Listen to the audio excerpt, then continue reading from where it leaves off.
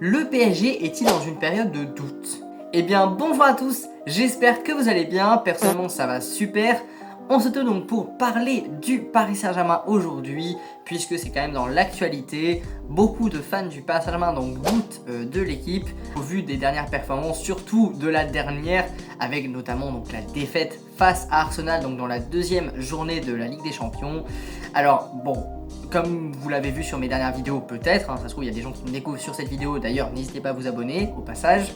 Donc ouais, comme vous l'avez vu donc sur mes dernières vidéos, j'étais quand même assez confiant malgré voilà le match assez assez mitigé face à Ricrona, malgré le nul face à Reims, j'étais vraiment très confiant du coup envers le PSG. Enfin vraiment j'avais vraiment beaucoup de confiance pour cette équipe du PSG.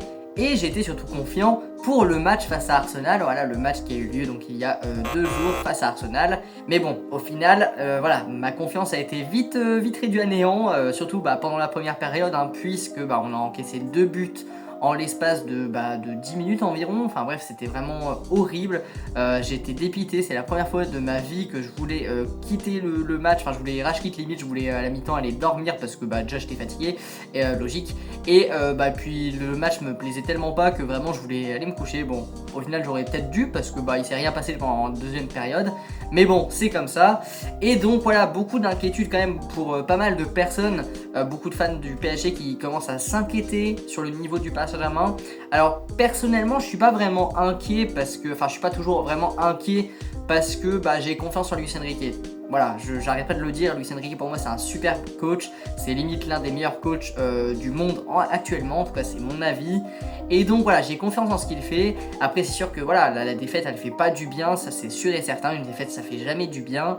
Mais bon, voilà, en tout cas, c'est une saison comme une autre. Enfin, je veux dire que pour tous les clubs, il y a des victoires, il y a des défaites, c'est normal, c'est totalement normal. Après, là, ce qui peut inquiéter, c'est voilà, forcément, là, on est dans une équipe qui n'a pas de top star, donc c'est vraiment du collectif. Et personnellement, je trouve quand même que c'est un grand point positif de ne pas avoir forcément de stars. Voilà, de ne pas avoir forcément une tête d'affiche à chaque fois au PSG. Là, c'est bien, voilà, là au moins, le PSG joue au collectif et je trouve que c'est vraiment une très bonne chose.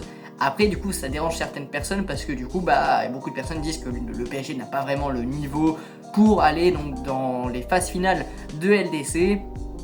Personnellement, pour moi si, clairement, je veux dire, voilà, en plus là maintenant avec ce nouveau format de saison régulière, ils peuvent largement se qualifier, je veux dire les 24 premiers sont qualifiés, donc il faudrait vraiment qu'ils le fassent pour pas se qualifier. Bon après vous me direz, c'est quand même les 19e.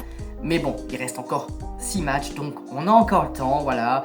On a encore le temps, ça passe très vite, mais je veux dire, on a 4 échéances, 4 importantes échéances pour rattraper donc ces 2 matchs assez mitigés, surtout le deuxième. Mais voilà, le premier, j'en ai déjà parlé, voilà, où je disais que j'étais assez quand même content de la presta globale des joueurs. Et la deuxième, voilà, j'étais vraiment sur les nerfs parce que c'est vraiment un match qui m'a déplu malheureusement, surtout au niveau du gardien, ça on va pas en reparler parce que j'ai pas envie d'insulter encore une fois Donnarumma. Le pauvre il a déjà assez pris cher dans ma dernière vidéo, enfin dans ma vidéo review du match face à Arsenal. Mais bon, donc voilà, c'est sûr que pour l'instant c'est un bilan assez mitigé en Ligue des Champions, assez douteux, assez médiocre en Ligue des Champions. Après voilà, je veux dire, c'est déjà arrivé, par exemple il y a 2 ans face à Newcastle, il s'était pris 4-1, alors qu'il y avait Mbappé en plus. Il n'y avait plus Neymar il me semble, mais bon, ils avaient vraiment fait de la merde. Et au final ils s'étaient qualifiés, donc je veux dire voilà, faut pas non plus enterrer le PSG parce que voilà, ils ont fait une défaite face à Arsenal. Ça arrive à tout le monde de prendre des dérouiller dans des matchs, c'est comme ça, voilà, c'est le football tout simplement, j'ai envie de dire. Et c'est comme ça, voilà, et après ils vont se remettre, j'espère en tout cas, parce que c'est quand même de très grandes équipes qu'on va affronter dans les prochaines semaines. Donc si on n'est pas prêt, ça va être compliqué, surtout si on est dans une période de doute, parce que c'est le but de ma vidéo. Est-ce que le PSG est dans une période de doute? Alors personnellement, on peut pas encore dire qu'elle est dans une période de doute. Il faudrait vraiment qu'ils perdent 3 matchs d'affilée. Et là, oui, là, clairement, ils seraient dans une période de doute. Donc, bon, pour l'instant, pour moi, ils sont absolument pas dans une période de doute. Comme je l'ai dit, des victoires, ça arrive. Enfin, des défaites, ça arrive. Voilà, il y a toujours des victoires, des défaites, des nuls. C'est le football. Voilà, on peut pas toujours gagner comme le Bayer Leverkusen la saison dernière. Enfin, quoi qu'ils ont perdu la finale de Ligue Europa. Mais bon, vous m'avez compris. Donc voilà, c'est sûr que bon, pour l'instant, c'est pas forcément fameux. Voilà, quand on met le constat de la Ligue 1 et le constat de la LDC, on n'est pas du tout sur la même chose. Mais bon, c'est normal en fait, c'est totalement normal parce que la Ligue 1, même si voilà, le bilan de la Ligue 1 est génial pour l'instant, je veux dire, on a quasi que des victoires. Le seul résultat médiocre qu'on a eu, c'est un nul. Ça va, hein, clairement. On a largement eu pire les saisons précédentes. Mais le truc, c'est que on peut pas vraiment comparer la LDC à la Ligue 1, clairement pas. Je veux dire, les fans du PSG se plaignent depuis plusieurs années concernant la compétitivité de la Ligue 1, puisque beaucoup de fans se plaignent du fait que la Ligue 1 n'est pas assez compétitive, et du coup, on se prend des dérouillés dans les phases finales de Ligue des Champions. Ils n'ont pas vraiment en tort, et donc forcément, les adversaires ne sont pas les mêmes en Ligue 1 qu'en Ligue des Champions. Avec tout le respect que j'ai pour les clubs de Ligue 1, clairement, c'est un très très beau championnat que j'aime bien regarder. Enfin, plus trop cette année avec l'abonnement de Zone. Ça reste quand même un très très bon championnat, mais voilà, pas au niveau de la Ligue des Champions. La Ligue des Champions, c'est vraiment le Saint Graal, et puis on peut même pas comparer la Ligue 1 à d'autres championnats comme la Bundesliga, la Liga et la PL, la Première Ligue. Donc c'est sûr qu'on n'a pas le même niveau de compétition, et donc c'est vraiment très très compliqué de comparer les deux. C'est même impossible de comparer la Ligue des Champions à la Ligue 1, puisque la Ligue 1 c'est entre guillemets normal que le PSG gagne tous ses matchs, que la Ligue des Champions, forcément on tombe face à des adversaires largement plus coriaces qui sont entraînés eux, parce que par exemple Arsenal, limite tous les 2 jours ils rencontrent des dingueries. Je veux dire, Manchester City le lundi, le mercredi ils rencontrent Arsenal, ils peuvent pas se rencontrer eux-mêmes, ils rencontrent Manchester United, après ils rencontrent Liverpool, enfin bref, voilà, c'est la Ligue des Champions tous les jours limite. Donc forcément ils sont plus rodés que nous, que le PSG, c'est totalement normal. Et donc c'est sûr que forcément ça déçoit certains supporters du PSG de voir tout simplement l'équipe perdre et ne pas performer comme ils performent en Ligue 1, en Ligue des Champions. Donc ça je peux totalement le comprendre. Après c'est comme ça. Moi personnellement j'ai encore confiance envers le Paris Saint-Germain, j'ai confiance en eux, j'ai confiance comme je dis dans Luis Enrique. Il y a beaucoup de personnes de mon entourage qui m'ont dit que pour eux Luis Enrique allait quitter bientôt le PSG. Clairement pas, en tout cas j'espère que ça ne va pas être le cas, parce que pour moi c'est vraiment l'entraîneur qu'il leur faut. J'adore Luis Enrique, et pour moi pour le projet long terme qu'ils veulent accomplir, c'est le coach parfait tout simplement. Pour moi il n'y a vraiment pas de meilleur coach que lui pour ça. Alors mais vraiment, même si on me propose Pep Guardiola, je pense que je garde Luis Enrique. Je sais que ça peut vraiment choquer beaucoup, mais vraiment pour moi c'est le meilleur coach actuellement qu'il puisse avoir pour le PSG, et donc clairement il faut qu'il reste. Et ensuite, on va parler du coup d'un de ses choix à Luis Enrique. Ousmane Dembélé qui n'a pas été là face à Arsenal. Vous l'avez vu, ça a fait énormément de débats, énormément polémique même. Et donc il n'a pas été là, il a été écarté pour raison disciplinaire. Alors on ne sait pas vraiment exactement ce que ça veut dire, on ne sait pas pourquoi. Mais même s'il y a beaucoup de théories, on ne peut pas vraiment savoir le vrai du faux, c'est normal. Et donc clairement c'est sûr que ça a manqué au PSG d'avoir Ousmane Dembélé en attaque. Même si parfois il fait des erreurs, etc. Ça manque quand même, hein. Quand t'as un joueur comme Ousmane Dembélé qui manque, ça se ressent en attaque. C'est un atout quand même majeur du Paris Saint-Germain. Mais en même temps, on va pas critiquer. Moi personnellement, je critique pas ce choix de Luis Enrique, parce qu'il l'a fait pour une bonne raison. Hein. S'il l'a fait, il s'est pas levé un matin en se disant tiens, je vais l'écarter du groupe. Non, logiquement non. Enfin, je veux dire, à moins qu'il soit devenu fou. Mais dans ce cas-là, à mon avis, Dembélé se serait quand même clairement révolté. Ce n'est pas le cas, donc à mon avis c'est qu'il y a bien une raison valable, et donc c'est sûr que ça s'est ressenti, mais si on avait gagné, on n'aurait absolument pas eu de débat par rapport à ça. Donc j'ai envie de dire, il a fait ce choix, malheureusement ça n'a pas payé, c'est dommage. En tout cas là, il est revenu à l'entraînement dans tous les cas Dembélé, donc il n'y a pas vraiment de tension qui dure sur la longue durée, heureusement, hein, parce que ce serait quand même assez catastrophique à ce moment-là. Mais en tout cas, Dembélé qui est un atout majeur, et qui s'il revient pour les matchs, pour les autres matchs de LDC face à Manchester City, etc.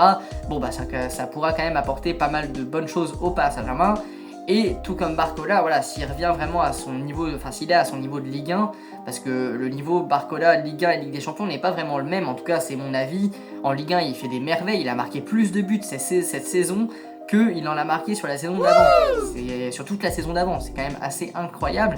Donc c'est sûr que en Ligue 1 il fait vraiment de très très bonnes choses, mais en Ligue des Champions il a un peu plus de mal.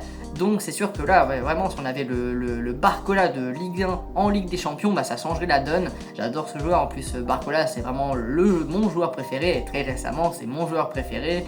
Donc c'est sûr que le voir à son meilleur niveau en Ligue des Champions, ça pourrait vraiment faire du bien au Paris Saint-Germain. Et surtout, vraiment la personne, le joueur qui est vraiment dans une période de doute à mon avis, et ça joue clairement sur les performances du Paris Saint-Germain, et c'est logique, c'est bien évidemment le gardien Donnarumma. Voilà, Donnarumma, voilà, bon je l'ai assez critiqué sur mon match de review, voilà, la tension est redescendue, hein, donc voilà, j'ai plus vraiment de haine envers lui. Non, mais après ça arrive à tous les gardiens, ça arrive à tous les joueurs de passer à côté de leur match. Après là c'est sûr que voilà, il est vraiment fautif sur les deux occasions, sur les deux buts du coup d'Arsenal, donc c'est sûr que ça fait pas vraiment, ça ne met pas vraiment en confiance et c'est normal. Après, il ne faut pas vraiment que ça joue sur la longue durée parce que, comme je l'ai dit, là il nous reste 6 échéances pour du coup décrocher les 8 premières places ou au pire les 24 premières places. Faut vraiment pas se louper. On est 19ème, on n'est vraiment pas à l'abri de se faire disqualifier malheureusement. Et ce serait vraiment, ce serait l'hécatombe. Donc voilà, on n'est pas à l'abri. Il faut vraiment que Donnarumma se ressaisisse. J'ai confiance, je l'espère en tout cas. Après, au pire, même s'il se ressaisit pas, mettez Safonov, mettez Safonov, mettez Arnaud Tenas. Le pauvre Arnaud Tenas, il est réserviste, alors que c'est un très très bon gardien. Certes, il est jeune, mais mettez-le, tentez des choses. Et donc, donc c'est sûr que Donnarumma qui est pas en confiance, ça joue forcément sur les performances du Paris Saint-Germain, c'est normal. Et puis c'est ça qui est rageant, parce que Donnarumma, c'est quand même un très très bon gardien de base. Il peut faire des matchs de fou, comme il peut faire des purges comme il l'a fait face à Arsenal. C'est vraiment un gardien aléatoire et c'est vraiment dommage parce que de base voilà, c'est un superbe gardien. J'espère qu'il retrouvera son prime tout simplement, son niveau de prime d'ici les prochaines semaines. Donc voilà, en tout cas on espère. Et maintenant on va passer maintenant qu'on a un peu parlé de la période peut-être de doute du Paris Saint-Germain, comme je vous l'ai dit, pour moi je suis pas vraiment convaincu du fait que le Paris Saint-Germain soit dans une période de doute. Il faudrait vraiment attendre les prochains résultats, surtout le résultat face à Nice qui aura lieu donc ce soir, le match face à Nice qui aura lieu ce soir, et donc ça me permet de faire une transition. Du coup, ce soir, Nice PSG à 21h sur DAZN, toujours, voilà, pour pas changer une équipe qui gagne, du coup pas vraiment, mais donc voilà, donc le PSG qui là, vraiment peut pas se permettre de perdre, parce que là, s'ils perdent ce match, là, ça commencera à devenir problématique, et là, tout ce que j'ai dit dans ma vidéo, c'est-à-dire le fait qu'il soit pas vraiment dans une période de doute, je pourrais le remettre en question. Donc c'est sûr que voilà, là il faut vraiment qu'ils assurent. Sur le niveau des compositions, les compositions probables, j'avoue que j'ai pas vraiment de grosses informations à vous communiquer, parce que la dernière fois que j'ai communiqué les infos des compos probables, c'était pas du tout ça. Voilà, je me suis totalement gouré, donc maintenant je me mouille plus par rapport à ça. Au moins je dis pas de conneries et on m'en tient pas rigueur. Après on n'a pas tenu rigueur, mais pour ma conscience personnelle, au moins je dis pas de la merde, c'est quand même mieux. Donc voilà, je ne saurais pas vraiment vous dire les compositions qui vont être alignées du coup ce soir, surtout pour la compo du PSG. Mais en tout cas, on espère vraiment que le PSG va gagner. Moi personnellement, je pronostique, je pense, un 3-1, déjà une victoire du PSG, et un 3-1 pour le PSG. Ça pourrait vraiment être une bonne chose de se relancer avec une victoire après cette défaite face à Arsenal, et surtout avec la manière. Vraiment, il faut gagner avec la manière. Et voilà, ça on verra bien. Mais bon, après c'est vrai que je suis en train de me dire, pour Arsenal PSG, j'avais pronostiqué aussi 3-1 pour le PSG. Je vais peut-être changer de prono, parce que peut-être que c'est le prono qui porte malheur, à voir. Mais donc en tout cas, voilà, sans blaguer, j'espère que le PSG va remporter ce match, parce que voilà, ça pourrait vraiment leur faire du bien après une défaite. Voilà, on enchaîne par une victoire, par plusieurs victoires.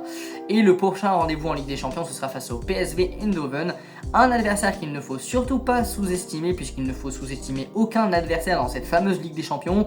Quand on voit que Brest est 3ème, on peut quand même se poser des questions et on se dit que tout est vraiment possible. Clairement, c'est vraiment le monde à l'envers. Le PSG est le club français le moins bien classé en Ligue des Champions pour l'instant, et Brest le mieux classé. J'avoue, quand je pense à ça, mon cerveau fait un looping. Enfin bref, en tout cas, dites-moi vos pronostics dans les commentaires, je suis vraiment curieux. Bon après, ça se trouve, il n'y a personne qui regarde encore ma vidéo à 14 minutes, mais bon, on espère. En tout cas, voilà, n'hésitez pas à me dire vos pronos dans les commentaires, n'hésitez pas tous ceux qui arrivent sur la chaîne à vous abonner, et n'hésitez pas à me dire ce que vous avez pensé de la vidéo, parce que voilà, je suis encore un novice, ça fait même pas 3 mois que j'ai commencé ma chaîne, donc il y a encore beaucoup de choses que je vais devoir améliorer au fil des semaines, au fil des mois, au fil des années même, voilà, puisque c'est le début d'une très longue aventure, j'espère. En tout cas, donc voilà, n'hésitez pas à vous abonner s'il vous plaît pour le soutien, ça sera un soutien énorme tout simplement.